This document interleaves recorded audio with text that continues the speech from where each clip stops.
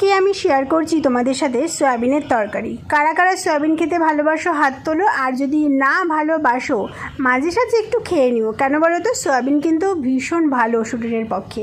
আলুটা ভেজে নিলাম, সয়াবিনটা ভেজে নিলাম, তারপরে সর্ষের তেলের মধ্যে কালো জিরে তেজপাতা ফোড়ন দিয়ে এত গরমে পেঁয়াজ আদা রসুন টমেটো কাঁচা লঙ্কা সব একসাথে পেস্ট করে নিয়েছি। আর বেশি ঝামেলা করে মশলাটাকে ভালো করে কষিয়ে ভেজে রাখা আলু সয়াবিন ডিমও দিয়েছি। জানো কেন বলো তো, বরমাসাই তো সয়াবিন খায় না।